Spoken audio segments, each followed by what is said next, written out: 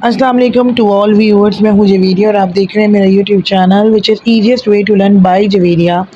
आप लोगों के लिए हाजिर खिदमत है MGT 402 का असाइनमेंट का सलूशन जो कि जगह जगह पर रॉन्ग पड़ा होता है। यहाँ से फ्री ऑफ कॉस्ट भी आपको मिलेगा, मोरले भी हाई होगा। क्लासेस लेना चाहें तो डिस्क्रिप्शन में मेरा नंबर होगा। कॉस्ट ऑफ गुड्स और स्टेटमेंट निकालनी है। पहला है direct raw material consume. Direct raw material consume निकालने के लिए जहाँ भाई टैक्स का वर्ड आ रहा है उसे अवॉइड कीजिएगा, क्योंकि ये ज़रा लिखने के अंदर कह लीजिए कि इशू आ जाता है।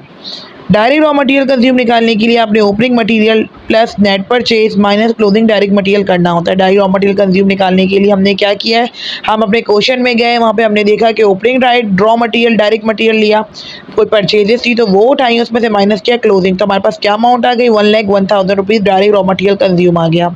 प्राइम कॉस्ट निकालने के लिए क्या करते हैं, जहाँ पर हैश डिवाइड और टेक्स का वर्ड उसे अवॉइड करना है आप लोगों ने।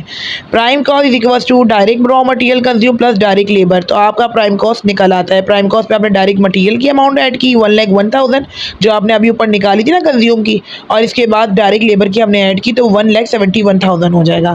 फैक्ट्री ओवरहेड निकालने की नॉर्मल कॉस्टिंग के लिए उन्होंने लिख के दिया हुआ था चार्ट में कि 150% जो है ना वो डायरेक्ट लेबर का है, तो आपने 150% डायरेक्ट लेबर के अमाउंट पे लगाया तो 1,05,000 निकल कर आ गया। एक्चुअल एफओएच निकालने के लिए हम क्या करते हैं, हमें हमेशा एक्चुअल जो एफओएच है हमारा वो 90,000 है। क्यों? क्योंकि 70,000 तो हमने अभी अप्लाइड निकाला था, इससे पहले हमें वो 90,000 गिवन था। Total manufacturing under normal costing में हम क्या करेंगे, तो यहाँ पे हमने टोटल मैन्युफैक्चरिंग कॉस्ट के अंदर हमने प्राइम कॉस्ट में ऐड करना है अप्लाइड एफओएच। अप्लाइड एफओएच भी ऐड कर दिया 171 में 1,05,000 किया तो 276,000 हमारे पास आंसर आ गया। एक्चुअल कॉस्टिंग के अंदर हम क्या करते हैं कि हमें एक्चुअल कॉस्टिंग निकालने के लिए प्राइम कॉस्ट में ऐड करना होता है एक्चुअल एफओएच। प्राइम कॉस्ट 1,71,000 था और एक्चुअल मैंने बता दी तो ऊपर 90,000 है, तो आपके पास ये निकल कर आ गया 261,000 रुपीज़ आपका एक्चुअल कॉस्टिंग निकल कर आ गई। कॉस्ट ऑफ गुड्स मैन्युफैक्चर निकालने के लिए हमें क्या करना पड़ता है, हमने टोटल मैन्युफैक्चरिंग कॉस्ट में प्लस करना होता है ओपनिंग WIP यानी कि opening work in process, minus करना होता है क्लोजिंग वर्क इन प्रोसेस। चलिए जी कर लेते हैं। टोटल मैन्युफैक्चरिंग कॉस्ट 276,000 थी, प्लस किया ओपनिंग वर्क इन प्रोसेस और माइनस किया एंडिंग VIWIP यानी कि एंडिंग वर्क इन प्रोसेस, तो अमाउंट आएगा 296,000 रुपीज़। अंडर एक्चुअल कॉस्टिंग करेंगे तो 261,000 जो हमने अभी ऊपर निकाला था उसमें हम ऐड करेंगे 45,000 माइनस करेंगे 25,000, ये सारा का सारा ऊपर हमने ऑलरेडी किया हुआ है, यानी कि हमने इसके अंदर ऐड अप किया है ओपनिंग वर्क इन प्रोसेस और माइनस किया है एंडिंग वर्क इन प्रोसेस, और 261,000 क्या था, ये 261,000 था टोटल मैन्युफैक्चरिंग कॉस्ट जो एक्चुअल हमने ऊपर निकाली थी। ठीक है, तो हमारे पास एक्चुअल जो कॉस्ट है वो आ जाएगी 281,000। स्टेप 6 करना है, cost of good available for sale करना है, तो उसको हम क्या करेंगे, उसके लिए ओपनिंग फिनिश गुड्स में से प्लस करेंगे कॉस्ट ऑफ गुड्स मैन्युफैक्चर्ड, तो हमारे पास ये भी आंसर निकल कर आ जाएगा। तो नॉर्मल कॉस्टिंग के अंदर क्या क्या होगा, हमने वही कर दिखा दिया कि हमारे पास सारी चीज़ें अवेलेबल थी, cost goods available for sale भी था, हमने दोनों को ऐड अप किया तो 411 आंसर आपके पास निकल कर आ गया। इस तरीके से अंडर एक्चुअल कॉस्टिंग भी हमने की, कॉस्ट ऑफ गुड्स सोल्ड भी हमने कर यहाँ पर दिखाया, नॉर्मल कॉस्टिंग भी कर दिखाई। एक्चुअल सारे फॉर्मूलाज आपको आपकी मौजूदा बुक में मिल जाते हैं। अब हम आगे चलेंगे। अब यहाँ पर अभी देख लीजिए पर्टिकुलर कॉस्टिंग, नॉर्मल कॉस्टिंग, ये आपको डायरेक्ट बनाना था, ये समरी टेबल उन्होंने डायरेक्ट मांगा, वहाँ पे मैंने आपको ऊपर कहते हैं ना कंडीशनली बता के समझाया, नीचे उन्होंने हमें बता दिया सबसे पहले हमें ये स्टेटमेंट बनानी होती है, उन्होंने लिख के भी दिया है नीचे एग्जामिनर ने आपके कि आप लोगों ने ये तमाम चीज़ें करनी है, दैट्स वाई आपको नंबर मिलेंगे। डायरेक्ट रॉ मटेरियल का मैंने आपको निकालना सिखा दिया, नॉर्मल कॉस्टिंग 1,01,000 है, डायरेक्ट लेबर 70,000 है, फैक्ट्री ओवरहेड आपका 1,05,000, लेकिन ये अप्लाइड है क्योंकि इसके ऊपर मार्किंग लगी थी, यानी कि आपके पास 15% लग के आया था जबकि एक्चुअल 90,000 था। टोटल मैन्युफैक्चरिंग कॉस्ट 276,000 थी। ठीक है, इसके साथ वाले कॉलम के अंदर आई है ये 261,000 रुपीज़, यानी कि नॉर्मल कॉस्टिंग और एक्चुअल कॉस्टिंग मीन्स कि इसमें 3 कॉलम्स बनेंगे, एक पर्टिकुलर का बनेगा जिसमें आप सिर्फ अंग्रेजी लिख रहे होंगे, एक नॉर्मल कॉस्टिंग का बनेगा और एक एक्चुअल कॉस्टिंग का बनेगा। जैसे कि मैं आपको यहाँ बता देती हूँ, पर्टिकुलर में आपने लिखा direct raw material consume, normal costing में लिखा 1,01,000 और एक्चुअल में लिखा आपने 1,01,000, क्योंकि इसमें कोई चेंजिंग नहीं हुई थी।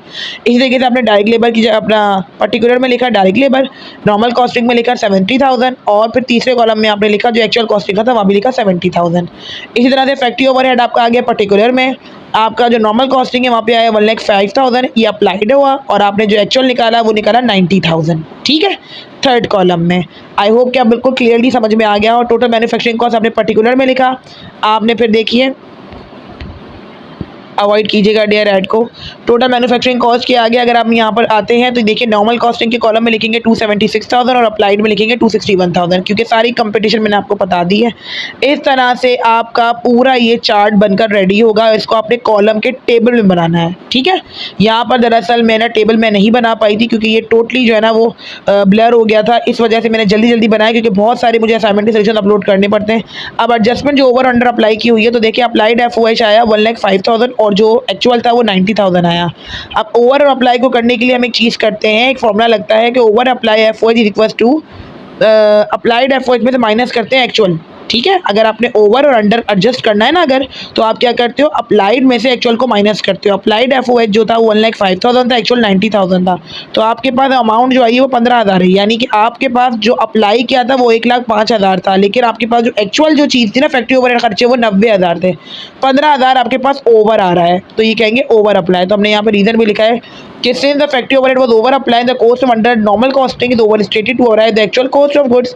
उसके बाद मैंने यहाँ पर लिखा है अगर मैं एडजस्ट करूँ कॉस्ट ऑफ गुड्स सोल्ड को, तो कॉस्ट ऑफ गुड्स और एडजस्ट अगर होता है तो उसमें हम नॉर्मल में से ओवर अप्लाइड को माइनस करते हैं, यानी कि नॉर्मल जो आपका अमाउंट आया था कॉस्ट ऑफ गुड्स सोल्ड का उसमें से हम अप्लाइड को माइनस करते हैं, तो 376 आया। तो कंक्लूजन में मैंने बताया कि कॉस्ट ऑफ गुड्स सोल्ड जो नॉर्मल कॉस्टिंग है वो 391,000 है, जो एक्चुअल है वो 376,000 है, 15% ओवर अप्लाइड हुआ है। दैट्स इट, 100% करेक्ट आपका सोल्यूशन जा रहा है आप लोगों के पास।